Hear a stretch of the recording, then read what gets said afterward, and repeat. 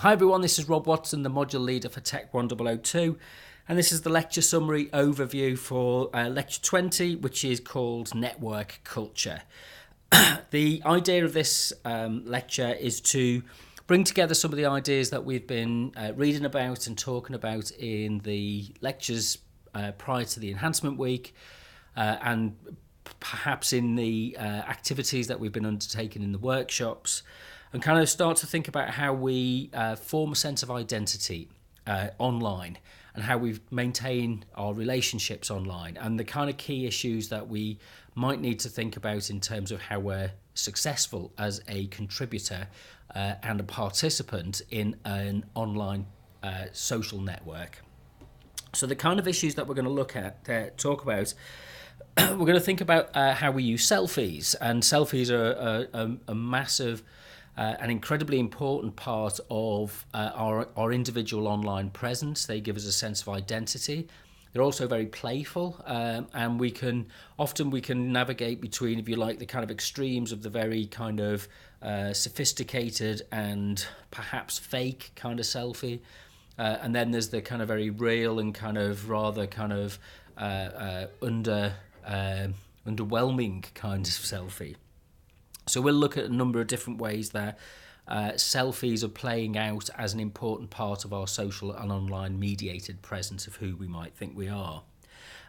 This kind of comes from the work of we'll draw on, which is a sociologist from the 1950s called Erving Goffman, who talked about the way that the self is performed, and that we present different forms of ourselves in different situations. So on the one hand, we're a student; on the other hand, we're a son or a daughter; on the other hand, we are a friend, and in each of the different social situations that we engage in, a different role is played out. And this is true as much as in our practical lives and our day-to-day lives as it is on our social media kind of lives. So thinking about selfies in the context of the different kind of roles and expectations that we have in terms of the interactions and the relationships that we wish to maintain. And we use technology as a way to enhance and extend our sense of self. So we'll look at the idea of the way that the selfie stick, a simple device, it changes the nature of things like travel and group participation, and what it means to be out and about, and in some circumstances selfie sticks are banned from public use in certain art galleries, that kind of thing. But we'll also look at this in the context of things like online dating, which is something that's going to be, well, it is incredibly important these days. Tinder and Grindr and services like that, Plenty of Fish, all require us to build a kind of profile for ourselves and present ourselves in a particular way. And it's kind of led to a culture of participation, which is it's quite complex, and it's driven by a set of politics. And there are some areas of ethical concern that we want to consider about this. So, it's kind of, in what way do we access our social networks? What way the rules established in our social networks? How do we feel connected? What is the form of connectedness that we engage in? What's our contribution, and how much freedom do we have to participate or leave a particular social environment online?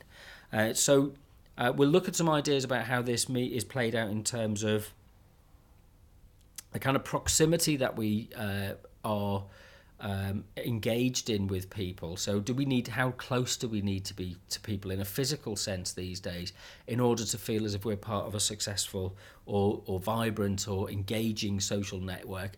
Or the alternative to that is, how much anxiety and how much pressure and alienation do we feel by being forced almost to participate in social networks that are not suited to our disposition, our character, our interests?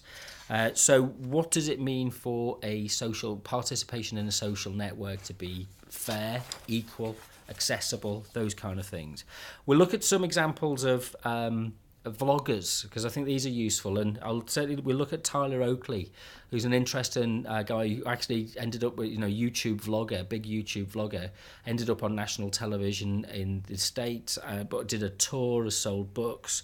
So he's gone from somebody who presented himself in a very simple and kind of limited way through discussions like this on a laptop in his bedroom, to now being a kind of major kind of celebrity, making money out of the kind of the celebrity network and culture of YouTubers and how they've grown and changed. And so what's the implication for that? We'll also then look at the idea that different kind of representations of identity are played out in these circumstances in different ways. So what does it mean for us to be free as individuals in these circumstances, and yet, if you like, continue to make a kind of a contribution within what John Stuart Mill calls the marketplace of ideas. So there's a kind of civic underpinning to this. Is this something that we might find useful in the future in order to be able to make a contribution to get our voices heard and to extend our sense of presence? If we embrace the technology of vlogging and the technology of selfies, are we putting down a marker to indicate that we're here and that we have a voice and that it's a meaningful voice and that we wish to be not taken for granted but kind of accepted for the differences that we represent in our different kind of backgrounds and personalities? So there's a lot of issues that we can look at with this. We've got some clips and some music clips to play in between. The notes are available up on the DMU Commons wiki, which if you can't remember yet, it's wiki.our.dmu.ac.uk. Just look for the TECH1002 page and then look for the lecture notes section, so they're in there. I've done the PowerPoint presentations, they're all ready to go. So there's some reading for this week. Which is the Howard Rheingold book, and it's the chapter 5, Social Has a Shape, Why Networks Matter. So it's a very relevant topic that accompanies this lecture.